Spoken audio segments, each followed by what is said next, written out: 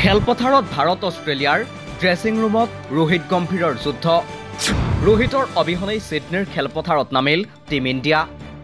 সিডনীটো প্ৰথম দিনাই বেটিং বিপৰ্যয় ভাৰতৰ দিনটোৰ অন্তত উছমান খাৱাজাক পেভিলিয়নৰ পথ দেখুৱালে বুমৰাহে ইফালে অনুৰাগীৰ প্ৰশ্ন টেষ্ট কেৰিয়াৰৰ অন্ত পৰিল নেকি অধিনায়ক ৰোহিত শৰ্মাৰ মেলবৰ্ণৰ টেষ্টেই আছিল নেকি ৰোহিতৰ অন্তিমখন টেষ্ট মেচ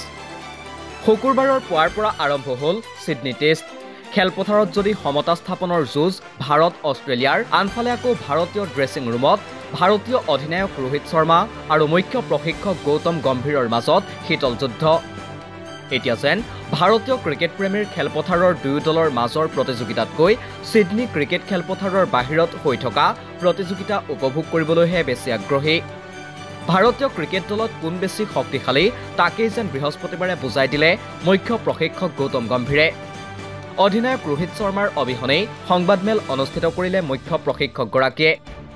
সংবাদমেলৰ পাছতেই বৰ্ডাৰ গাভাস্কাৰ ট্ৰফিৰ অন্তিমখন টেষ্ট মেচ খেলাৰ পৰা আঁতৰি থাকে ৰোহিত শৰ্মা যিয়ে ক্ৰিকেট অনুৰাগীক স্পষ্টকৈ বুজাই দিলে ৰোহিত গম্ভীৰৰ সংঘাতৰ কথা শুকুৰবাৰে পুৱাই টছত জয়ী হৈ জসপ্ৰীত বুমৰাহৰ নেতৃত্বত ভাৰতীয় দলটো খেলপথাৰত নামে বেটিং কৰিবলৈ কিন্তু অষ্ট্ৰেলিয়াৰ বলাৰৰ সন্মুখত প্ৰতিবাৰৰ দৰে সিডনীৰ খেলপথাৰতো তিষ্টিবই নোৱাৰিলে এজনো ভাৰতীয় বেটছমেন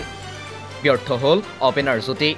ব্যৰ্থ মিডল অৰ্ডাৰ 185 ৰানতেই প্ৰথম দিনাই সকলো উইকেট হেৰুৱাই ভাৰতীয় দলটোৱে ইয়াৰ বিপৰীতে ভাৰতীয় দলটোৱে অষ্ট্ৰেলিয়া দলকো হেঁচা প্ৰয়োগৰ চেষ্টা অব্যাহত ৰাখে এই মেচখনতেই কোনোদিনেই ভাৰতীয় ক্ৰিকেট অনুৰাগীয়ে নেদেখা এখন অচিনাকি মুখ দেখিবলৈ পালে বুমৰাহৰ প্ৰথম দিনা অন্তিমটো অভাৰত বলিং কৰি থকাৰ সময়তেই বুমৰাহ আৰু অষ্ট্ৰেলিয়াৰ 19 বছৰীয়া অপেনাৰ ছেম কনষ্টেন্সৰ মাজত কিছু মতানৈক্য হোৱা দেখিবলৈ পোৱা গৈছিল ইয়াৰ পাছতেই দিনটোৰ অন্তিমটো অভাৰৰ অন্তিমটো বলতেই উছমান খাৱাজাক পেভিলিয়নৰ পথ দেখুৱালে বুমৰাহে ইতিমধ্যে এই ভিডিঅ' তীব্ৰগতিত ভাইৰেল হৈছে সামাজিক মাধ্যমত লগে লগে দিনটোৰ শেষৰ ফালে সিডনীত দুই দলৰ মাজত উত্তেজনা বৃদ্ধি পোৱাৰ আভাস পোৱা যায় যেন বুমৰাহে প্ৰাক্তন ভাৰতীয় অধিনায়ক সৌৰভ গাংগুলীৰ দৰে নিজৰ ভাষাত উত্তৰ দিবলৈ আৰম্ভ কৰিছে গাংগুলী অধিনায়ক হিচাপে থকা সময়ছোৱাত অষ্ট্ৰেলিয়ান ক্ৰিকেটাৰসকলক নিজৰ ভাষাত উত্তৰ দিবলৈ চেষ্টা কৰিছিল এতিয়া বুমৰাহেও যেন সেই পথেই বাছি লৈছে ইফালে দলত অভিষেক ঘটা 19 বছৰীয়া অপেনাৰগৰাকীৰ এই আচৰণত হচকিত হৈছে বিশ্ব ক্ৰিকেট প্ৰেমী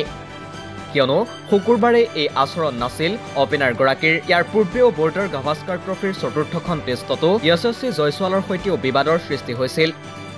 আনহাতে খেলপথাৰত উত্তেজনাময় পৰিৱেশৰ মাজতে ভাৰতীয় অনুৰাগীৰ মনত প্ৰশ্ন উত্থাপন হৈছে শেষ হ'ল নেকি ৰোহিত শৰ্মাৰ টেষ্ট ক্ৰিকেটৰ কেৰিয়াৰ মেলবৰ্ণৰ টেষ্টেই আছিল নেকি ৰোহিতৰ অন্তিমখন টেষ্ট মেচ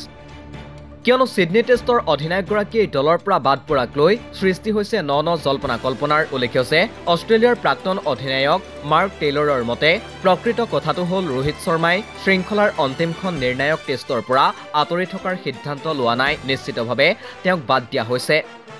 নাজানো কিয় তেওঁ স্পষ্টকৈ কোৱা নাই তেওঁক দলৰ পৰা বাদ দিয়া হৈছে আনহাতে সংবাদ সংস্থা পিটিআইৰ মতে ৰোহিত শৰ্মাই বৰ্ডাৰ গাভাস্কাৰ ট্ৰফিৰ অন্তিমখন মেচত দলৰ পৰা আঁতৰি থকা সন্দৰ্ভত মন্তব্য কৰি সুনীল গাভাস্কৰে কয় মোৰ মতে যদি ভাৰতে বিশ্ব টেষ্ট চেম্পিয়নশ্বিপৰ ফাইনেলত যোগ্যতা অৰ্জন নকৰে তেন্তে মেলবৰ্ণ টেষ্টেই হ'ব ৰোহিত শৰ্মাৰ অন্তিমখন টেষ্ট মেচ চৰ্চা হৈছে বৰ্ডাৰ গাভাস্কাৰ ট্ৰফিৰ পাছতেই টেষ্ট ক্ৰিকেটৰ পৰা অৱসৰ ঘোষণা কৰিব নেকি ৰোহিত শৰ্মাই আনহাতে ৰোহিত শৰ্মাৰ অবিহনে জসপ্ৰীত বুমৰাহৰ নেতৃত্বত অন্তিমখন টেষ্টত অষ্ট্ৰেলিয়াৰ বিৰুদ্ধে ভাৰতে সমতা স্থাপন কৰিব পাৰিব নে নোৱাৰে সেয়া হ'ব লক্ষণীয় স্পৰ্টছ ডেস্ক ৰিপৰ্ট দি ক্ৰছ কাৰেণ্ট